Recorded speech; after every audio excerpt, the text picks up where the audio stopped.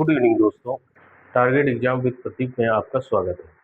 आज हम लोग देखेंगे कि ब्रिटिश ईस्ट इंडिया कंपनी के अंतर्गत भारत 1773 से 1853 में पहला रेगुलेटिंग एक्ट आता है 1773 ईस्वी में।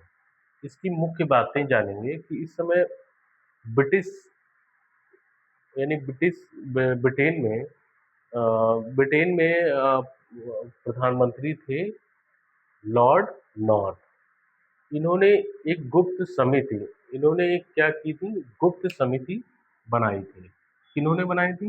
पीएम लॉर्ड नॉर्थ ने ये गुप्त समिति बनाई और गुप्त समिति ने ही सिफारिश की थी किसके लिए?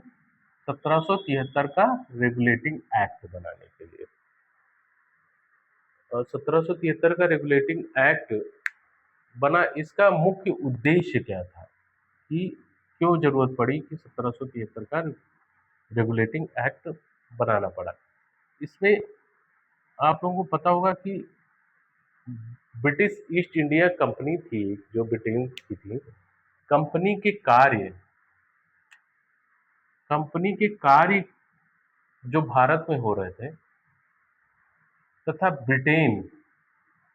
कंपनी के कार्य भारत और ब्रिटेन दोनों स्थानों पर नियंत्रित करने का जो काम था उसकी सिफारिश रेगुलेटिंग एक्ट 1773 के द्वारा कि कैसे कंपनी कार्य को नियंत्रित किया जाए। दूसरा उद्देश्य क्या था इस रेगुलेटिंग एक्ट को का कि कंपनी में जो व्याप्त दोष थे, जो कमियां थी, उनको कैसे समाप्त किया जाए। तो कंपनी के सुपरविजन हेतु इंग्लैंड में 2 संस्थाएं भी थी। उनका पहला नाम था निदेशक मंडल, जिसको हम इंग्लिश में कहते हैं कोर्ट ऑफ डायरेक्टर, और दूसरा था स्वत्वाधारी मंडल, कोर्ट ऑफ प्रोप्राइटर्स। ये दोनों गृह सरकार के अंग थे। किसके अंग थे? गृह सरकार के। और रेगुलेटिंग एक्ट 1773 में क्या हुआ कि बंगाल, जहां पहले बंगाल, मद्रास और मुंबई तीनों प्रेसिडेंसियां एक दूसरे से स्वतंत्र कार्य करती थी, इस अधिनियम के द्वारा बंगाल प्रेसिडेंसी के अधीन हो गई। अब बंगाल का जो गवर्नर जनरल था उसको बंगाल का गवर्नर था उसको अब बंगाल का गवर्नर जनरल कहा जाने लगा, और प्रथम गवर्नर जनरल वारेन हेस्टिंग बना।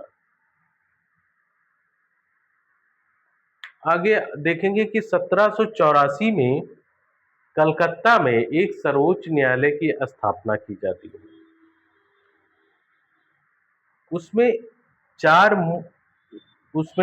एक मुख्य न्यायाधीश और 3 अन्य न्यायाधीश होते हैं।